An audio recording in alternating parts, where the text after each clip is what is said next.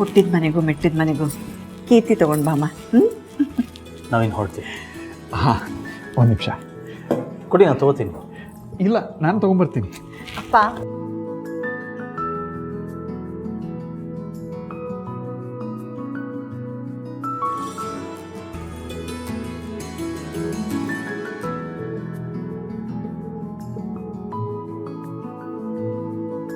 ಅಳಿಯಂದ್ರೆ ಬಾಯ್. ಬಾಯ್ ಅಕ್ಕ. ಯಾಕೋ ಕೋಪ ಮಾಡ್ಕೊಂಡಿದ್ದೆ ಅಳಿಯಂದ್ರು? ಏನೋ ನನಗೆ ಬಾಯಿನ ಹೇಳಿಲ್ಲಪ್ಪ.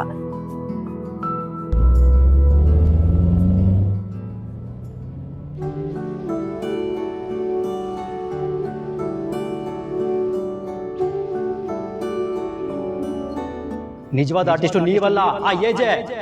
ತಾನೆಷ್ಟೇ ಕೆಟ್ಟವನಾಗಿದ್ರು ಒಳ್ಳೆ ತರ ಆಕ್ಟಿಂಗ್ ಮಾಡ್ತಾನೆ. ನಿಮ್ಮ ಜೋಡಿ ಚೆನ್ನಾಗಿದೆ, ಏಜೆ ತುಂಬ ಒಳ್ಳೆಯವರು. ನೀವ್ ನನ್ನ ಹೆಂಡತಿ ಅಂತ ಒಪ್ಕೊಂಡಿಲ್ಲ, ನಮ್ಮ ಅಪ್ಪ ಅಮ್ಮನ್ನ ಅತ್ತೆ ಮಾವ ಅಂತ ಒಪ್ಕೊಂಡಿಲ್ಲ. ಹಾಗಿರುವಾಗ ನಾನ್ಯಾಕೆ ಸೈನ್ ಮಾಡ್ಲಿ? ವಾಪಸ್ ಬಂದ್ಮೇಲೆ ಸೈನ್ ಮಾಡ್ತೀಯಾ? ಒಂದ್ ಸಿಗ್ನೇಚರ್ಗೋಸ್ಕರ ಏಜೆ ಇಷ್ಟೆಲ್ಲ ನಾಟಕ ಆಡಿದ್ರ?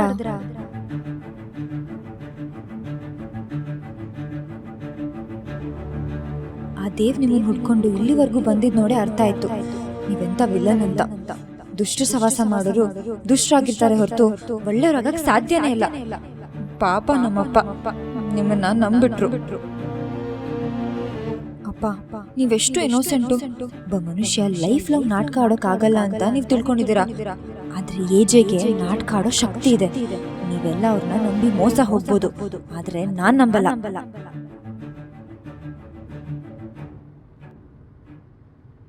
10 ನಿಮಿಷ ಅಂತ ಬೇರೆ ಕಂಡೀಷನ್ ಹಾಕಿದ್ರಲ್ಲ, ನೀವಿಷ್ಟು ತನಕ ಇರ್ತೀರಾ ಅಂತ ಅನ್ಕೊಂಡಿರ್ಲಿಲ್ಲ. ಇದ್ದಿದ್ದಕ್ಕೆ ಥ್ಯಾಂಕ್ ಯು. ಅಪ್ಪ ಅಮ್ಮನ ಮುಂದೆ ಏನೂ ಅನುಮಾನ ಬರ್ದೇ ಇರೋ ಥರ ನಾಟಕ ಆಡಿದ್ದಕ್ಕೂ ಥ್ಯಾಂಕ್ ಯು. ಆ್ಯಕ್ಟಿಂಗ್ ಮಾಡೋದು ನಿನ್ನ ಕನಸು, ಅದರ ಅಭ್ಯಾಸ ನಿನಗಿರುತ್ತೆ. ನನಗೆ ನಾಟಕ ಎಲ್ಲ ಆಡಕ್ಕೆ ಬರಲ್ಲ. ಆ್ಯಕ್ಟಿಂಗ್ ಬರಲ್ಲ ಅಂತಾನೆ ಇಷ್ಟು ಚೆನ್ನಾಗಿ ಆ್ಯಕ್ಟಿಂಗ್ ಮಾಡ್ತಾರೆ. ನೀವು ಸೀರಿಯಲ್ ವಿಲನ್ ಅಲ್ಲ, ರಿಯಲ್ ವಿಲನ್ ಅಂತ ನಂಗೆ ಚೆನ್ನಾಗಿ ಗೊತ್ತಿದೆ. ನೀವು ವಿಲನ್ ಆದರೆ ನಾನು ಹೀರೋಯಿನ್ನು. ಯಾವತ್ತಿದ್ರೂ ನಮ್ದು ಆಪೋಸಿಟ್ ಡೈರೆಕ್ಷನ್. ಅದೆಷ್ಟು ಟೈಮ್ ವೇಸ್ಟ್ ಆಯ್ತು ನಿಮಗೆ. ಮೊದಲೇ ನೀವು ಬ್ಯುಸಿ ಪರ್ಸನ್ ಅಲ್ವಾ? ನಾನು ಟೈಮ್ಗೆ ತುಂಬ ಬೆಲೆ ಕೊಡ್ತೀನಿ, ಆದರೆ ಸಂಬಂಧಗಳಿಗೆ ಅದಕ್ಕಿಂತ ಜಾಸ್ತಿ ಬೆಲೆ ಕೊಡ್ತೀನಿ. ಹೊಸ ನಾಟಕ.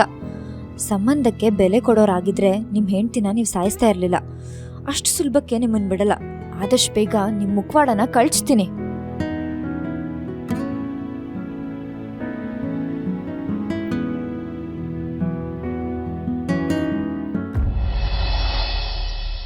ಅಕ್ಕ, ಈ ಕೌಸಲ್ಯ ಅನ್ಕೊಂಡಿದ್ದನ್ನ ಸಾಧಿಸ್ಬಿಟ್ಲಕ್ಕ. ಇವತ್ತು ಏಜೆಯವರು ನಮ್ಮ ಮನೆಗೆ ಬಂದು ಹೋಗಿದ್ ನೋಡಿ ಅಕ್ಕಪಕ್ಕದ ಮನೆಯವ್ರಿಗೆ ಮುಖದ ಮೇಲೆ ಹೊಡೆದಾಗಿರುತ್ತೆ. ನನ್ನ ಮನ್ಸಿಗೂ ಸಮಾಧಾನ ಆಯಿತು.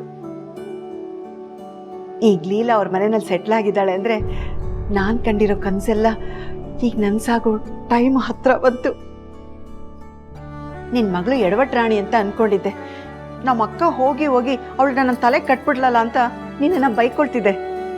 ಆದರೆ ಅವಳೇ ನನ್ನ ಪಾಲಿನ ದೇವತೆ ಆಗ್ತಾಳೆ ಅಂತ ನನ್ಗೆ ಈಗ ಗೊತ್ತಾಯ್ತಕ್ಕ. ಏಜೆ ಮನೆ ತಿಚೋರಿ ಬೀಗದ ಕೈ ಇವಳೆ ಕಣಕ್ಕ, ಅಂದ್ರೆ ನಿನ್ನ ಮಗಳು. ಇದೇ ಥರ ಏಜೆ ಆಗಾಗ ನಮ್ಮ ಮನೆಗೆ ಬಂದು ಹೋಗ್ತಿದ್ರೆ ಏಜೆ ಅವ್ರಿಗೆ ನಮ್ಮಲ್ಲಿ ಪ್ರೀತಿ ಬರುತ್ತೆ. ಆಗ ನನ್ನ ಮಗಳು ರೇವತಿಗೆ ಅವರೇ ಗಂಡು ಹುಡುಕಿ ಮದ್ವೆನೂ ಮಾಡಿಬಿಡ್ತಾರೆ. ಇದಲ್ವಾ ಅದೃಷ್ಟ ಅಂದ್ರೆ? ಯಾರಿಗುಂಟು ಯಾರಿಗಿಲ್ಲ. ಯಾವ ಅದೃಷ್ಟನೇ? ಅದೇ ರೀ, ನಮ್ಮ ಅಳಿಯಂದ್ರು ಮನೆಗೆ ಬಂದಿದ್ರಲ್ಲ, ಆ ಅದೃಷ್ಟದ ಬಗ್ಗೆ. ಅದು ಮಾತ್ರ ನಮ್ಮ ಅದೃಷ್ಟನೇ. ಅಳಿಯಂದ್ರು ನಮ್ಮ ಮಗಳನ್ನ ಕರ್ಕೊಂಡ್ಬಂದಿದ್ದು, ಅವಳ ಜೊತೆ ನಡ್ಕೊಳ್ಳೋ ರೀತಿ ಎಲ್ಲ ನೋಡಿದ್ರೆ ನಮ್ಮ ಮಗಳು ದೊಡ್ಡ ಮನೆಯಲ್ಲಿ ಸಂತೋಷವಾಗಿದ್ದಾಳೆ ಅನ್ನೋ ಭಾವನೆ ಬಂತು. ನನಗೂ ಅಷ್ಟೇ. ನಾನು ಅನ್ಕೊಂಡಿದ್ದು ನಡೆಯುತ್ತೆ ಅಂತ ಧೈರ್ಯ ಬಂತು. ಅನ್ಕೊಂಡಿದ್ದ? ಏನು ಅನ್ಕೊಂಡಿದ್ದೆ? ಅದು ನನ್ನ ಮಗಳಲ್ಲಿ ಚೆನ್ನಾಗಿರ್ತಾಳೆ ಅಂತ ಅನ್ಕೊಂಡೆ. ಅವಳಲ್ಲಿ ಚೆನ್ನಾಗಿದ್ರೆ ತಾನೇ ಇಲ್ಲಿ ನಾವು ಚೆನ್ನಾಗಿರಕ್ಕೆ ಸಾಧ್ಯ. ಹೌದು, ಅವಳ ಸಂತೋಷನೇ ನಮ್ಮ ಸಂತೋಷ. ನಂಗೂ ಭಾವ ಸೂಪರ್ ಆಗಿ ಇಂಪ್ರೆಸ್ ಆದ್ರು. ಗೋಲ್ಡನ್ ಸ್ಪೂನ್ ಬಾಯಲ್ಲಿ ಇಟ್ಕೊಂಡು ಬೆಳೆದಿರೋ ಪ್ರಿನ್ಸ್ ಅವರು. ಆದ್ರೂ ನಮ್ಮ ಮನೆಗೆ ಎಷ್ಟು ಚೆನ್ನಾಗಿ ಅಡ್ಜಸ್ಟ್ ಆದ್ರು ಅಲ್ವಾ? ಹೌದು, ಎಂಥ ಪರಿಸ್ಥಿತಿ ಬಂದರೂ ಈ ಪ್ರೀತಿ ವಿಶ್ವಾಸನ ನಾವು ಕಳ್ಕೋಬಾರ್ದು. ಹೌದು ಹೌದು, ಈ ಏಜೆ ಅನ್ನೋ ಖಜಾನೆನ ಕಳ್ಕೊಳ್ಳೇಬಾರ್ದು.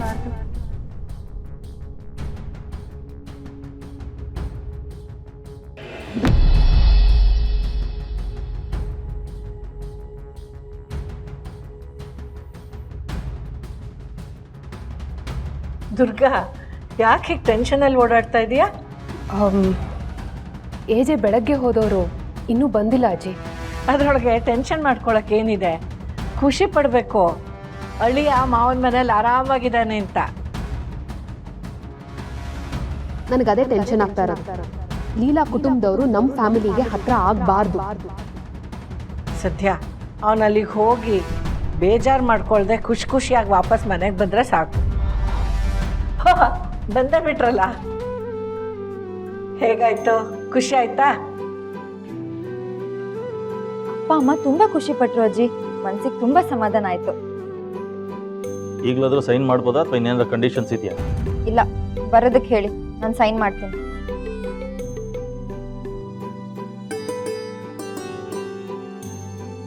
ರಾಮ್, ನೀನು ಇಲ್ಲಿಂದ ಹೋಗೋವಾಗ ಯಾಕಾದರೂ ಹೋಗಬೇಕು ಅನ್ನೋ ಬೇಜಾರು ಕಾಣ್ತಿತ್ತು ನಿನ್ನ ಮುಖದಲ್ಲಿ. ಈಗ ಒಂಥರ ನೆಮ್ಮದಿ ಕಾಣ್ತಾ ಇದೆ. ಹೇಗಿತ್ತು ಮಾವನ ಮನೆ ಅನುಭವ? ಚೆನ್ನಾಗಿ ನೋಡ್ಕೊಂಡ್ರಾ? ಅವ್ರ ಅಮ್ಮ ಸ್ವಲ್ಪ ಓವರ್ ಆ್ಯಕ್ಟ್ ಮಾಡ್ತಾಯಿದ್ರು, ಬಟ್ ಅವ್ರ ತಂದೆ ತುಂಬ ತೂಕವಾದ ವ್ಯಕ್ತಿ. ಅವ್ರ ಮಾತು, ನಡೆ, ನುಡಿ ಎಲ್ಲ ನೋಡಿದ್ರೆ ಗೌರವಿಸ್ಬೇಕು ಅನ್ನಿಸ್ತಾ ಇತ್ತು. ಮಾತಾಡ್ತಾ ಮಾತಾಡ್ತಾ ಟೈಮ್ ಹೋಗಿದ್ದೇ ಗೊತ್ತಾಗಲಿಲ್ಲ. ಇನ್ಫ್ಯಾಕ್ಟ್ ಅವ್ರು ನಿನ್ನ ಹಾಗೆ ಅವಳನ್ನು ತುಂಬ ಇಷ್ಟಪಡ್ತಾರೆ. ಸಂಸ್ಕೃತಿ, ಸಂಪ್ರದಾಯ ಇದ್ರ ಬಗ್ಗೆ ತುಂಬ ಗೌರವ ಇಟ್ಕೊಂಡಿದ್ದಾರೆ. ಬೇಜಾರೇನಾಗಲಿಲ್ಲ, ಚೇಂಜ್ ಓವರ್ ಥರ ಇತ್ತು. ಏಜೆ ಲೀಲಾ ಮನೆಯವ್ರನ್ನ ಹೊಗಳ್ತಾ ಇದ್ದಾರೆ ಅಂದ್ರೆ ಇದು ಡೇಂಜರಸ್ ಡೆವಲಪ್ಮೆಂಟ್. ಹೌದಪ್ಪ, ಅವರು ನೋಡಿದ್ರೆ ಹಾಗೆ ಅನಿಸುತ್ತೆ. ಅವ್ರ ಅನುಭವದ ಮಾತುಗಳು ಚಿಕ್ಕವ್ರಿಗೆ ತುಂಬ ಮುಖ್ಯ. ಹೌದಮ್ಮ, ನೀನು ಹೇಳ್ತಿರೋದು ಸತ್ಯ. ಭಾಳ ತಿಳುವಳಿಕೆ ಇರುವಂಥ ವ್ಯಕ್ತಿ ಇವಳೇ. ಸ್ವಲ್ಪ ಹೇಗೇಗೋ ಆಡೋದು. ಇನ್ನು ಚಿಕ್ಕ ವಯಸ್ಸು ಕಣೋ, ಹೋಗ್ತಾ ಹೋಗ್ತಾ ಎಲ್ಲ ಕಲಿತಾಳೆ. ಏನು ಕಲಿತಾಳೋ ಏನೋ, ನೋಡ್ತಾ ಇರು. ದುರ್ಗಾ, ಸೈನಿಂಗ್ ಪ್ರೊಸೆಸ್ಗೆ ಏನೇನು ಬೇಕೋ ಎಲ್ಲ ಅರೇಂಜ್ ಮಾಡು. ಈ ಸತಿ ಏನೂ ಮಿಸ್ ಆಗಬಾರ್ದು. Okay okay Ajay.